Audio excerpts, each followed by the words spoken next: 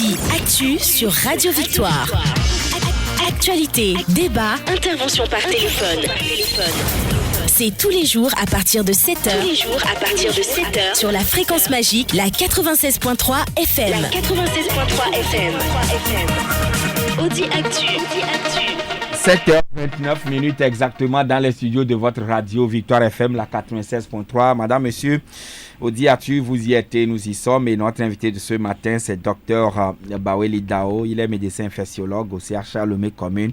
Dr Baweli, encore une fois, bonjour. Oui, rebonjour. Et voilà, merci à vous d'accepter l'invitation de Victoire FM et surtout se prêter au jeu questions-réponses sur la 96.3. Alors, nous sommes le 11 octobre et c'est la journée internationale de la jeune fille.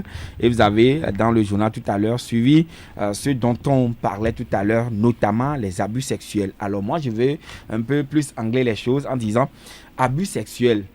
Est-ce que cela peut entraîner des effets sur la santé de la jeune fille? Oui, l'abus sexuel, effectivement, entraîne des effets sur la santé de la jeune fille parce que, habituellement, quand on parle d'abus sexuel, il faut voir la victime. C'est souvent une victime qui est très jeune.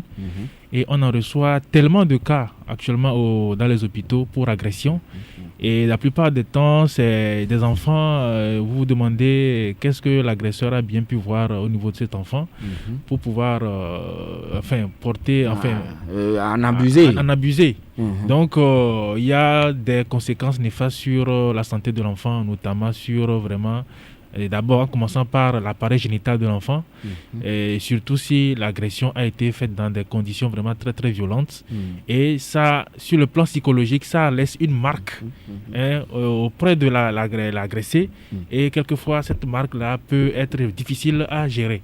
C'est surtout cette marque-là que ça laisse chez l'agressé qui est vraiment un poids parce que quand on prend les dégâts qui sont causés au niveau de l'appareil génital, ça peut se réparer, mais l'empreinte que ça va laisser au niveau psychologiquement, c'est vraiment une empreinte qui est très très très forte et qui peut vraiment entraver beaucoup de choses sur l'évolution de la personne qui a été agressée. Oui, mais le plus souvent, la loi punit, on arrête, on interpelle et vous les médecins aussi vous sensibilisez par rapport à ce phénomène, mais des adultes continuent toujours par abuser des petites filles ou disons des filles mineures, soi-disant elle est bien développée, c'est elle-même qui a accepté mon avance, etc.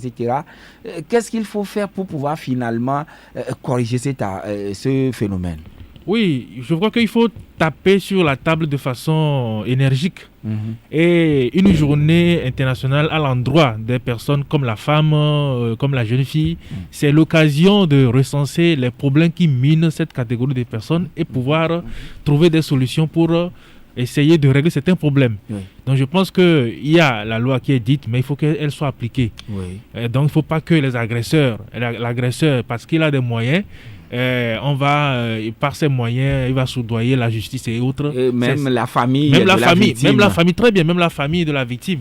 Donc il faut vraiment que les lois soient vraiment appliquées. Et si les lois sont vraiment appliquées, je pense que ça va dissuader beaucoup de personnes et vraiment réfléchir fortement avant de pouvoir passer à cet acte-là. Oui, mais à l'écouter, l'avocat qui est l'homme de loi qui s'est prononcé tout à l'heure dans le journal, il a indexé aussi une sorte de provocation au niveau des jeunes filles ou bien des petites filles mineures qui portent des trucs, entre guillemets, ils appellent ça sexy. Alors qu'il y a des personnes véreuses ou bien des personnes mal intentionnées aussi qui sont aux aguets. Qu'y a-t-il lieu de faire? Oui, c'est vrai que sur ce côté-là aussi, ça, on l'envoie aujourd'hui des petites filles qui s'adonnent à des habillements vraiment très, très, très indécents. Et je pense que ça aussi, c'est un appât pour ces filles-là. Donc, la sensibilisation doit se faire à ces deux niveaux. Au niveau de la population générale, au niveau des hommes, et surtout à l'endroit également des filles qui sont entre guillemets les provocatrices. Donc, il faut également sensibiliser les jeunes filles. Donc, un travail doit se faire normalement dans les écoles et autres pour sensibiliser la jeune fille par rapport à ça, parce que l'apparence de la jeune fille peut être trompeuse et surtout son habillement, son comportement peut également être conduire à cet acte-là. Mais sauf que elle peut elle peut, même si l'agresseur a été puni et autres, ça peut lui laisser des conséquences, des séquelles. Et donc, c'est le lieu de faire un travail à tous les niveaux, notamment dans les écoles, pour sensibiliser vraiment les jeunes filles. Mais il nous est conseillé, nous tous parents, de savoir faire des bisous à nos enfants, de savoir les frotter contre nos corps, etc., etc. Oui, effectivement, l'agression sexuelle, c'est également... l'inceste, c'est une agression sexuelle. Et donc, puni aussi par la loi. Et puni aussi par la loi. Donc, comme l'a dit monsieur l'avocat, il y a des comportements, il y a des écarts de comportement qu'on doit éviter. Et donc, savoir comment entretenir les relations entre père et fille à la maison et autres. Et il a dit, il y a beaucoup de choses qu'il faut éviter parce que des comportements peuvent laisser à penser que vraiment le papa a des sentiments non justifiés à l'endroit de sa propre fille. On en voit, ça existe, ça existe pas seulement dans les films, mais ça existe vraiment chez nous, ça existe. Donc il y a ce côté-là qu'il faut également, il y a ce comportement également que nous devons adopter nous, en tant que pères dans les maisons, dans nos familles, à l'endroit de nos filles. Et donc intensification de la sensibilisation sur ces écarts de comportement, etc. S'impose, même les habillements et tout. Nous devons véritablement mettre la barre très haut par rapport à la sensibilisation. Alors, docteur, je reviens maintenant sur votre domaine de prédilection. Le gouvernement a interdit, ou bien pas interdit, mais a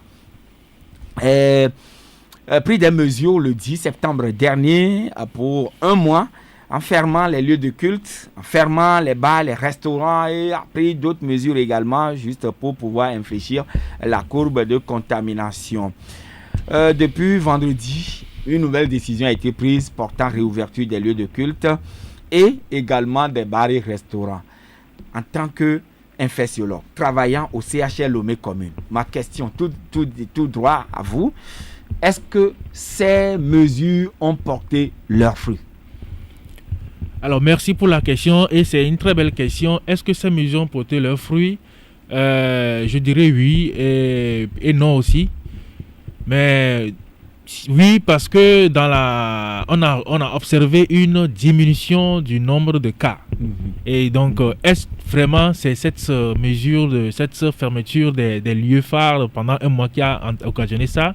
Bon, ça, il faut vraiment l'affirmer avec beaucoup de précautions. Et on a également observé que c'est pendant cette période que vraiment on a mis vraiment l'accent sur la vaccination de façon énergique et ça a permis à ce que les gens sortent massivement pour se faire vacciner. Malgré la grogne, les gens ont grogné, mais ils sont sortis quand même parce qu'il y avait vraiment des... c'était une pression, les gens étaient mécontents également. C'était une pression et les gens quand même ont exécuté.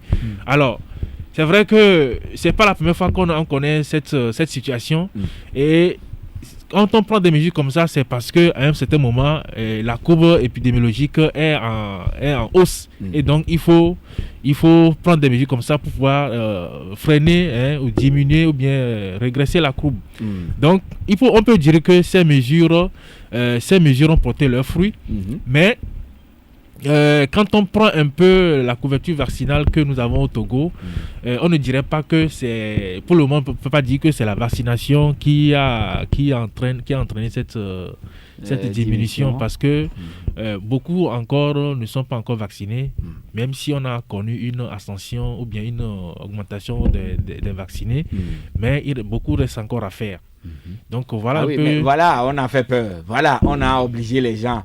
Et il y a encore des gens qui sont à la traîne.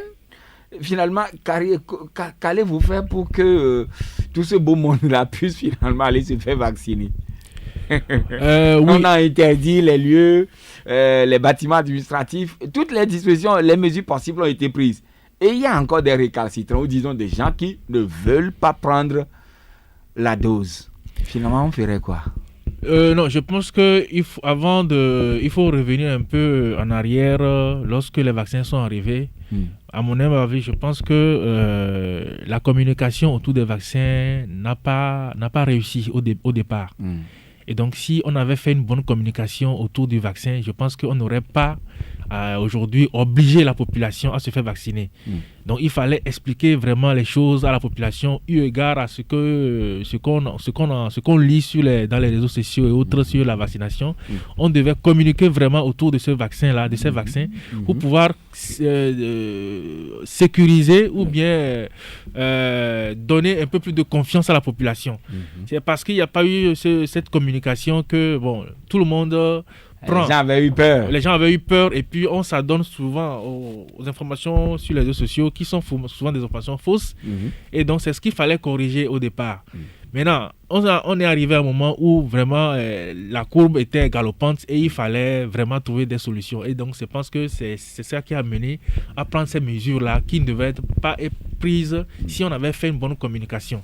Donc, aujourd'hui, je pense qu'il y a encore des gens qui sont encore réticents, mais je pense que eu égard à ces mesures, ça va beaucoup changer parce que aujourd'hui, vous n'avez pas accès à un bâtiment si vous n'avez pas de passe sanitaire. Donc, quelqu'un qui cherche du travail, mais qui veut déposer des données importants et qui n'a pas fait ce vaccin, son projet ou bien sa demande l'accès lui sera interdit. Donc, ça va amener cette personne à se faire vacciner. Mais c'est dommage que ça on puisse passer de cette façon. C'est parce que quelque part la population était dure d'oreille et quelque part aussi on n'avait pas bien communiqué sur le vaccin. Et voilà, et vous reconnaissez un peu cette petite défaillance de communication, mais est-ce que la vaccination s'est limitée seulement à Lomé et ses confins? Ou bien c'est sur toute l'étendue du territoire national? Non, la vaccination, c'est sur toute l'étendue du territoire national. Ce n'est pas seulement à Lomé. Parce que l'épidémie, c'est de Lomé à Dapao, mais à Saint-Cancé. Donc, c'est sur toute l'étendue du territoire national. C'est parce qu'à Lomé, la situation est beaucoup plus inquiétante qu'à l'intérieur du pays. Oui. Mais à l'intérieur du pays, comment se comportent les populations? Le même schéma qu'on voit ici à Lomé, c'est la même chose qui est répliquée là-bas aussi? Une réticence ou un refus catégorique d'aller prendre sa dose? Non, moi j'étais un peu à l'intérieur autour du mois de juillet et août. Et ce que nous avons constaté, c'est que à l'intérieur, c'est quand on prend, parce qu'à Lomé, à un certain moment, la contamination des personnes était souvent les personnes qui étaient souvent contaminées, c'était des personnes âgées, à partir de la cinquantaine et en allant. Et souvent c'est des personnes qui avaient de grosses pathologies derrière. Mais le constat que nous avons fait à l'intérieur, c'est le contraire. À l'intérieur, c'est plutôt les vieilles personnes qui allaient même demander le vaccin. Ici, c'est le contraire. Ici, les personnes âgées se faisaient... Non seulement, il y a tout ce qu'on dit sur les réseaux sociaux et qui est relayé dans la communauté. Ensuite, on a remarqué également qu'à Lomé, dans la capitale et autres, c'est plutôt la famille, les enfants et autres qui démotivaient les personnes âgées, leurs parents à se faire vacciner. Ce qui n'était pas le cas à l'intérieur. À l'intérieur, c'est plutôt ces personnes-là qui allaient de soi-même demander à se faire vacciner. Mais ici, à Lomé, on a remarqué que c'est le contraire. Donc, c'est les enfants d'abord qui et très connectés le plus souvent. Et qui ne veulent pas que les parents également se fassent vacciner parce qu'on a raconté beaucoup de choses sur le vaccin, tout ça. Donc, c'est relayé dans la communauté, dans la maison et les parents aussi suivent les instructions que les enfants... Est-ce que cela a été fatal ou bien très néfaste pour ces personnes âgées? Bien sûr, ça a été fatal parce qu'aujourd'hui, quand vous prenez les cas graves ou bien les personnes contaminées qui arrivent au CHR, si je prends sur 5 patients admis malades, seulement une seule personne, sinon 0, qui sont vaccinés. Oui, la plupart ne sont pas vaccinés. Plus pour 5 ou 10 patients, c'est peut-être un patient qui est vacciné.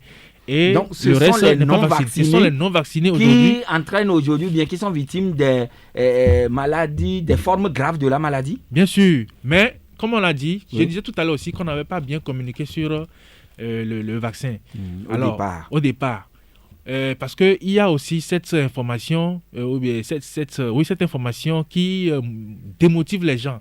On a dit au départ que lorsqu'on se fait vacciner, on ne se protège pas à 100%. Et donc, on peut se faire contaminer. Donc, les gens ont pris cette information. Alors qu'on devait bien expliquer que le but du vaccin, c'est d'abord de rompre la chaîne de transmission, Mais également, c'est de faire en sorte que les personnes qui sont vaccinées, une fois, comme il y a possibilité de se contaminer, une fois qu'on est contaminé, puisqu'on s'est vacciné, on a des anticorps, on va faire des formes légères, mineures. Voilà. Ce ne serait plus possible pour le vacciné de faire pour les vaccins qui existaient avant contre le tétanos, la méningite, la polio, il n'y a aucun vaccin qui protège à 100%. Oui. L'efficacité d'un vaccin, c'est entre 90 et 95%. Ça veut dire qu'il y a encore 5% qui peuvent encore faire la maladie, même si elles sont vaccinées. C'est ce qu'on n'a pas communiquer à la population. Alors quand on prend les vaccins anti-Covid, c'est moins de 90%. Et donc ça veut dire qu'il y a encore une largesse pour qu'on se fasse contaminer. Ouais. C'est cette partie-là qu'on n'a pas bien expliqué à la population. Et les gens ont pris cela en disant les gens qu'on devait bien expliquer que voilà. Donc c'est un peu ça, c'est ça qui a manqué. Et maintenant, et dans vos groupes, dans vos forats, dans toutes vos rencontres, est-ce que vous avez pu du moins corriger le tir en tenant maintenant un langage beaucoup plus unanime? Oui, non, je pense que... graduellement, vous le faites? Oui, il faut que ça commence par changer lors des émissions de sensibilisation. De vos interventions sur les médias. Et communiquer surtout sur cet aspect-là pour que ça change un peu, pour que dans la pratique, ça change un peu. Voilà. Et vous avez très bien dit que chez vous là-bas, au CHR Lomé Commune, sur peut-être 10 malades, admis là-bas, seuls peut-être 1 ou 2 qui sont vaccinés. Alors, nous allons toucher la prise en charge. Quelle est aujourd'hui la situation, la situation actuelle au CHR Lomé Commune? La courbe est en régression. Maintenant, quelle est la situation là-bas, l'état des lieux? Oui, la courbe est en régression. Aujourd'hui, j'ai quitté le CHR le samedi, parce que j'étais de garde du vendredi à samedi. Et donc, quand je quittais samedi, on avait seulement 23 patients, 24 patients hospitalisés. Ce qui n'était pas le cas il y a quelques semaines, quelques mois.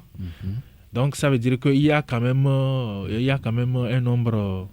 une diminution du nombre de patients au CHR. Et on espère que ce sera ainsi. Vous les prenez en charge, vous les soignez, ils guérissent ou bien ils meurent. Ce qui fait que les places sont vides. Oui. Alors non, quand on rentre à l'hôpital, il y a deux situations. Soit on guérit, soit on meurt. Donc il y a ceux qui sont guéris et il y a ceux qui meurent malheureusement. Et le dernier décès que nous avons enregistré, c'est le samedi. Il semble que c'est un prêtre? Oui. Un prêtre. Et est-ce qu'il a refusé de se faire vacciner ou bien non vacciné? Quelle était sa situation? Non vacciné, je vous dis non vacciné. Un prêtre non vacciné. Vous voyez, vous n'avez pas posé la question maintenant? Non vacciné. Donc, avec 2 pathologies majeures qui ne pardonnent pas, le diabète et l'hypertension. Donc, il avait des comorbidités. Il avait des comorbidités. Et aujourd'hui, toutes les personnes qui font des formes graves aujourd'hui, à l'heure actuelle, sont des personnes qui ont des comorbidités. C'est vrai que... Mais qui sont encore des non-vaccinés? Oui, bien sûr. Il y a aussi des personnes vaccinées qui, comme on le dit... dans la petite frange restante. Qui font également des formes graves. Bien que vaccinées, il y a des personnes qui font des formes graves. Mais dans la plupart du temps, la vaccination...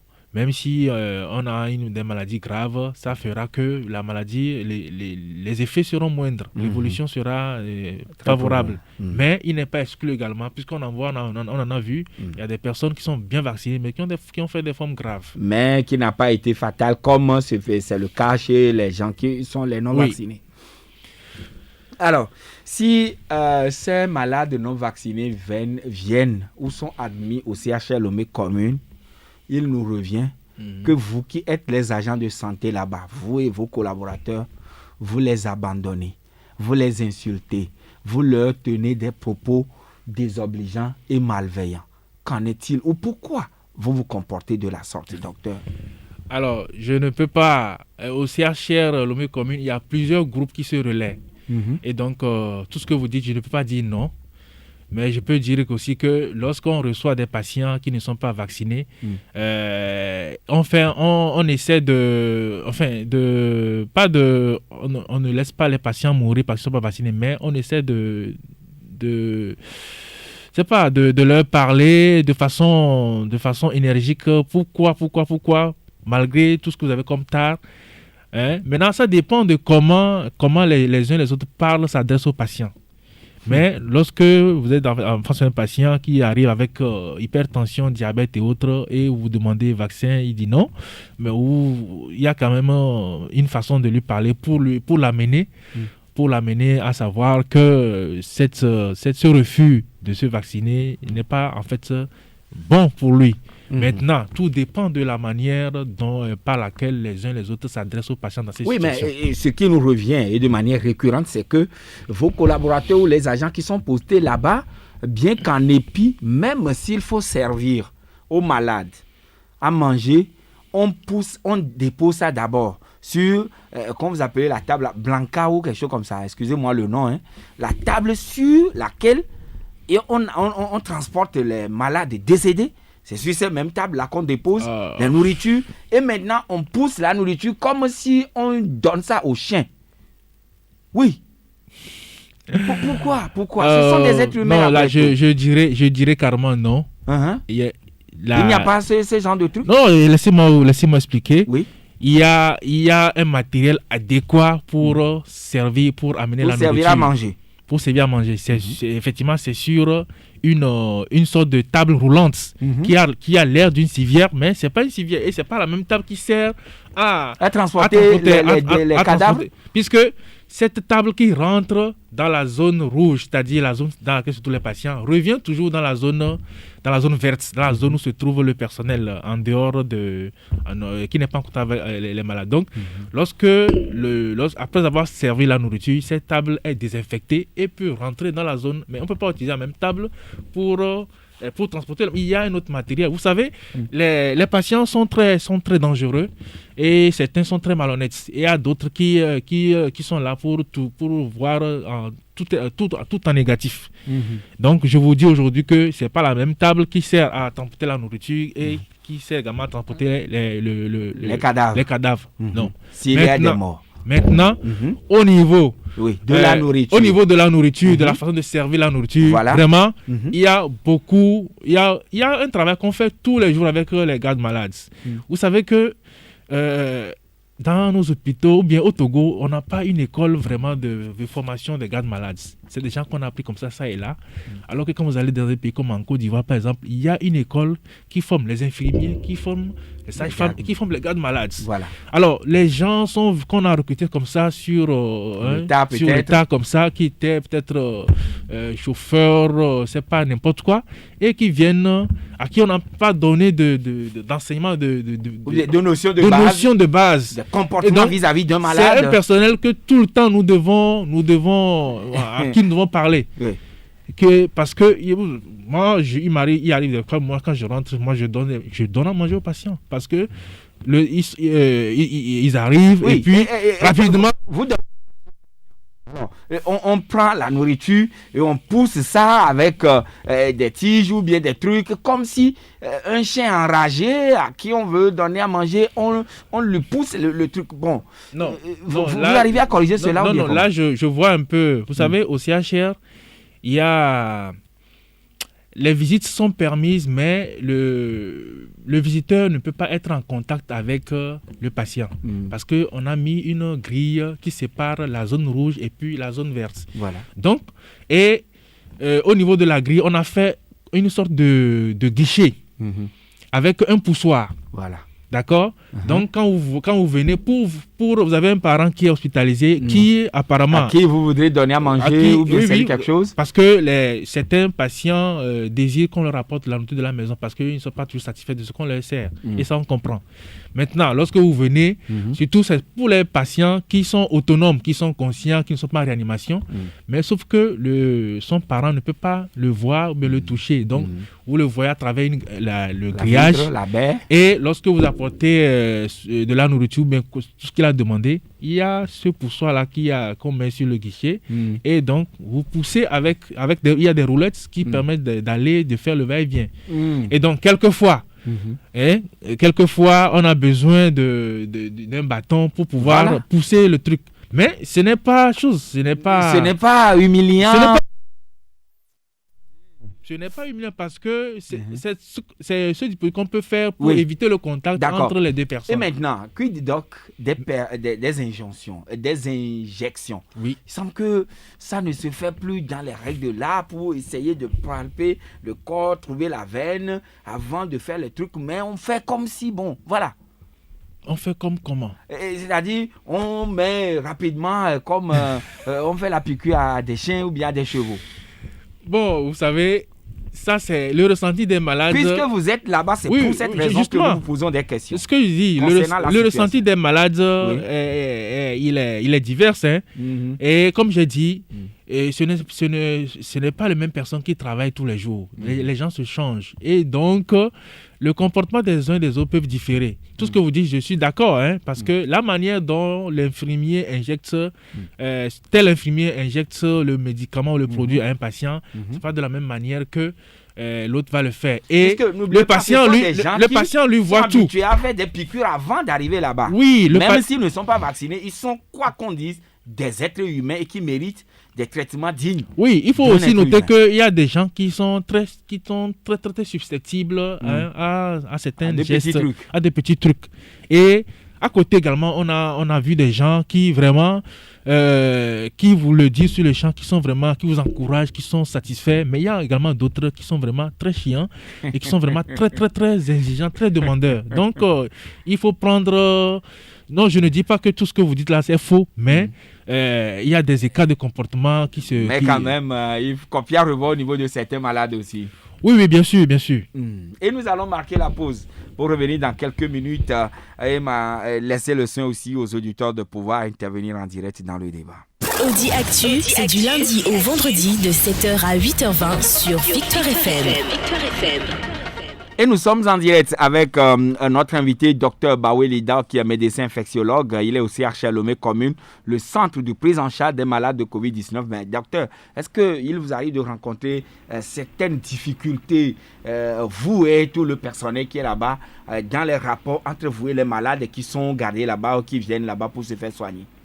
Oui, on a rencontré des difficultés dans nos rapports avec les malades. C'est souvent lié au confort des malades. Alors, il y a souvent, par exemple, je prends un exemple, à la garde, on peut vous appeler, ou bien un patient peut vous appeler comme quoi il ne respire pas bien. Et donc, lorsqu'on cherche, on envoie l'ambulance le chercher. Quand il arrive, on voit que c'était plus de peur que de mal. Mais puisqu'il est déjà dans la zone rouge, on va le garder pour un certain temps. Mais il voit que vraiment il ne devait pas y être.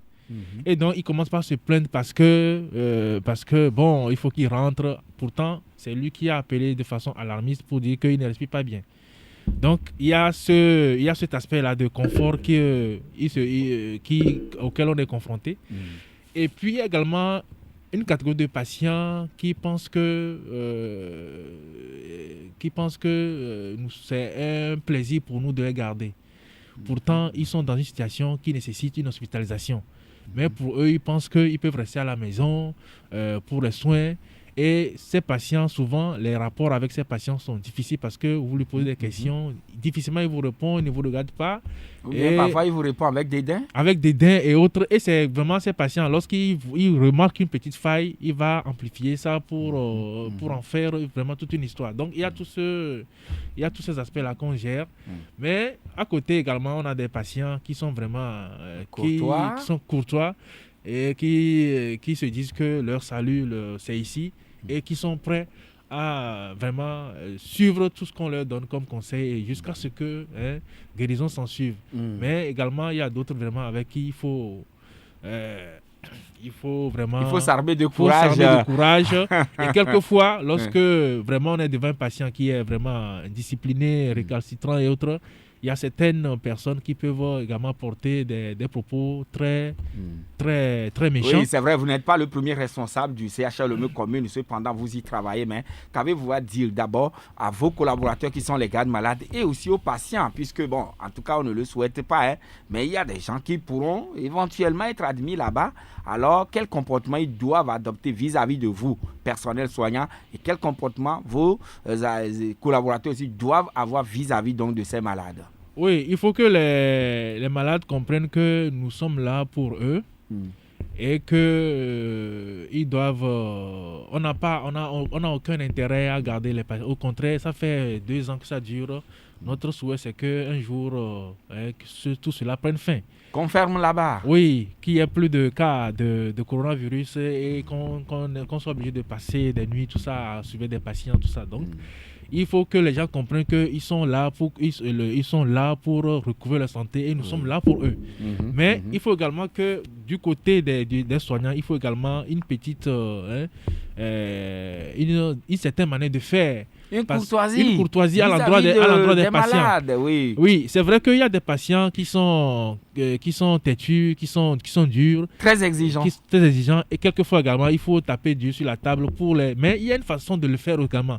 Et même si on tape dur sur la table, le patient peut comprendre que c'est pour son intérêt. Mais la façon dont on parle au patient, tout ça, ça aussi, ça va jouer. C'est à améliorer. Et donc, il y a des réunions qu'on fait pour lorsqu'il y a des différences, surtout au niveau du personnel paramédical et autres, il y a des réunions qu'on fait pour corriger certaines façons de faire. Voilà. Et ça se fait. Et maintenant, c'est vrai que c'est des hommes, il faut tout le temps parler. Et donc, lorsqu'il y a des différences, on ne manque pas de rappeler. Ça n'en manque pas et ça ne manquera jamais. Alors, maintenant, les tests PCR, je me suis fait vacciner ou j'ai été vacciné, j'ai le pass vaccinal, etc. Et je dois voyager. Pourquoi encore le test PCR? Alors, ça...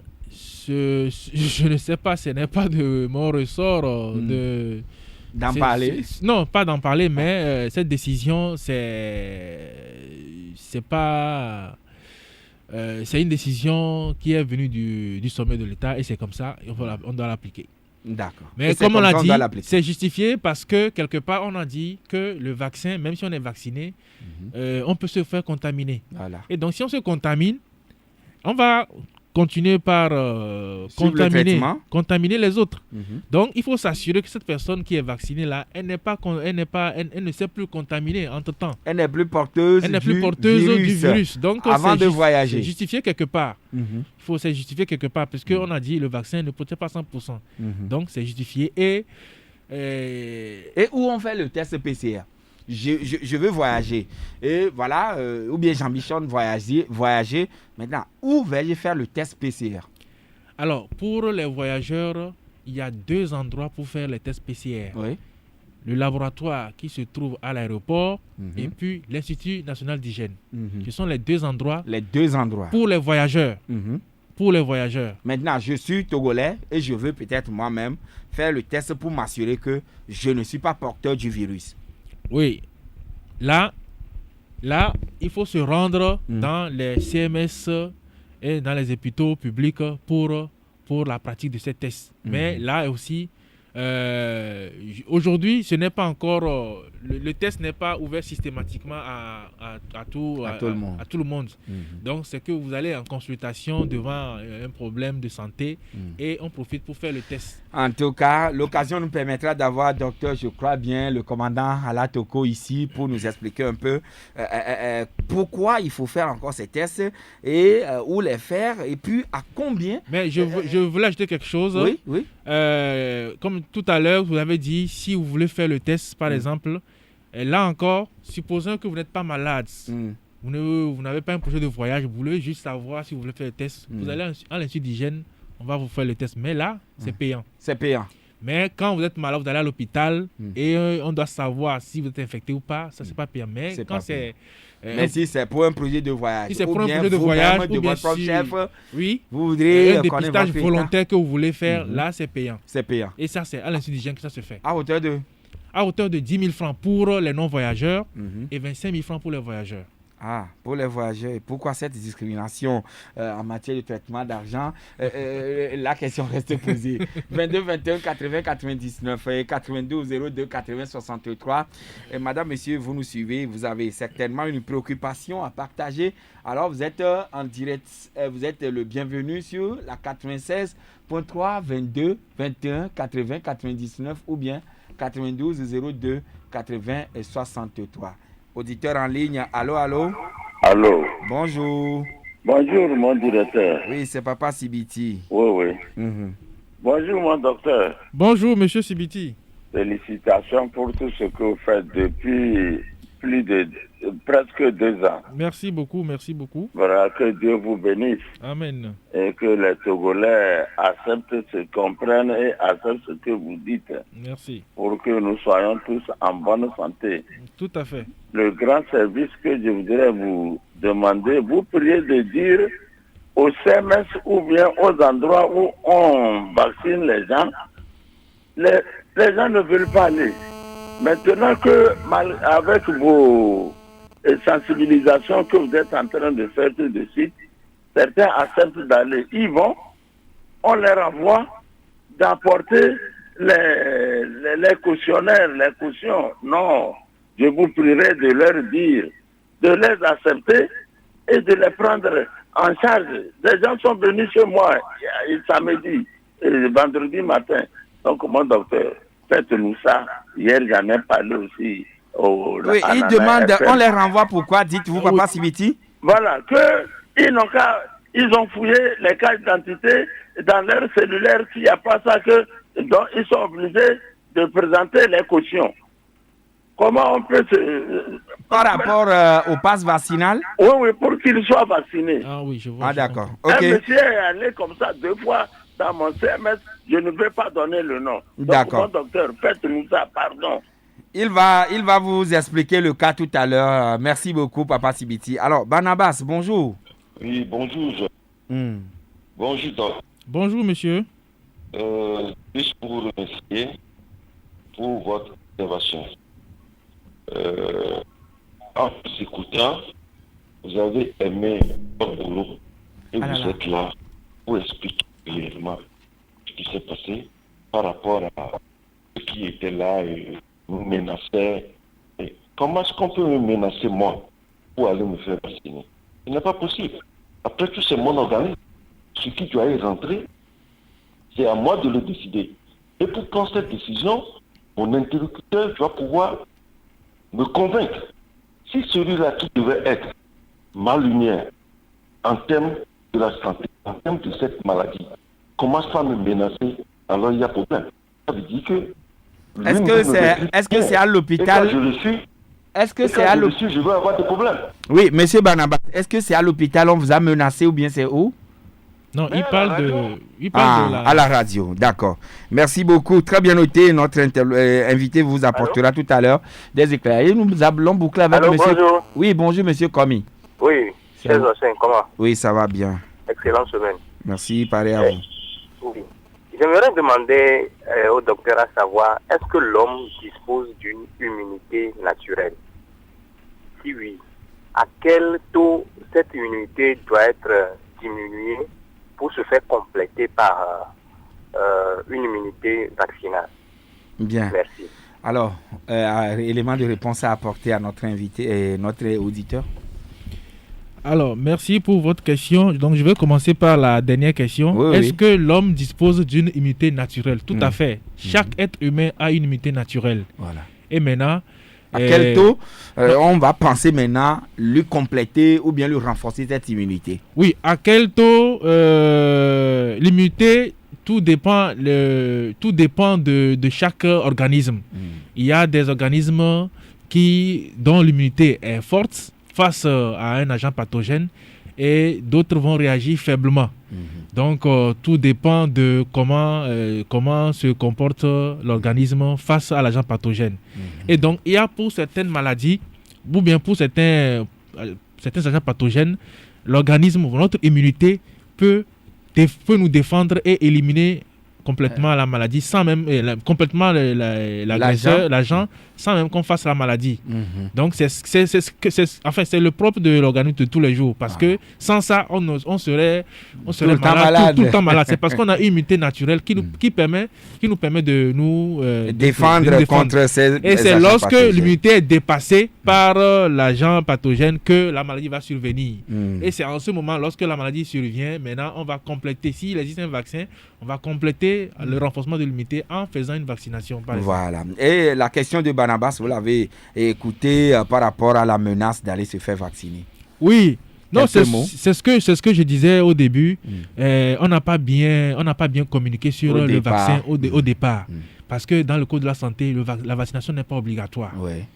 Et on a oublié ce côté-là. C'est ce que vous corrigez aujourd'hui. Oui, c'est parce que la situation était devenue inquiétante qu'on était obligé de prendre des mesures fortes. Mais je pense qu'on devait quand même, avant de prendre ces mesures fortes-là, on devait au départ communiquer sur... Parce que les vaccins sont arrivés avec beaucoup d'inquiétudes et beaucoup de zones d'ombre. On devait rassurer la population sur ça d'abord. Et je pense que si on avait fait ce travail, on ne serait pas obligé, la population comprendrait mieux et on aurait une bonne couverture vaccinale. Et par rapport à Papa Sibiti?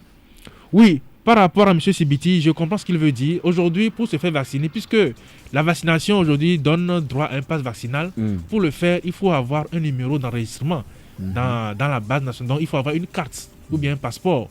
Maintenant, pour les personnes qui n'ont pas de carte, il faut d'abord la carte nationale d'identité, le passeport ou bien la carte d'électeur. Ce sont les 3 pièces-là qui sont demandées. Mais il y a des personnes qui n'ont ni carte d'électeur ni carte d'identité. Et on les renvoie? Non, on les renvoie pas. Ces personnes, on les enregistre sous le numéro de quelqu'un. Puisque dans le processus d'enregistrement, on vous demande si vous avez une carte. Vous dites oui. Maintenant, est-ce que cette carte vous appartient ou bien ça appartient à une personne? Si c'est pour vous, vous l'avez coché sur la bonne... En tout cas, c'est l'agent vaccinateur qui aide le patient qui va se faire vacciner à faire à remplir le carnet. Si vous n'avez pas de carte, donc il va cocher l'autre...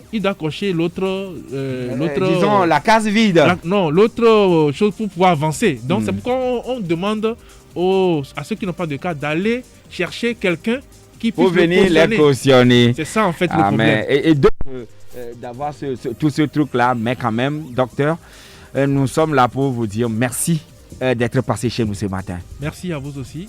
J'espère qu'on a apporté également un petit éclaircissement ce matin face à la situation. Et surtout à la prise en charge au CHR Lomé Commune. Merci et très bonne journée, docteur. Madame, monsieur, voilà à l'instant, docteur Bawelida, médecin, infectiologue, CHR Lomé Commune. Merci à vous toutes et à vous tous de nous avoir reçus chez vous. Coucou parisien. Merci.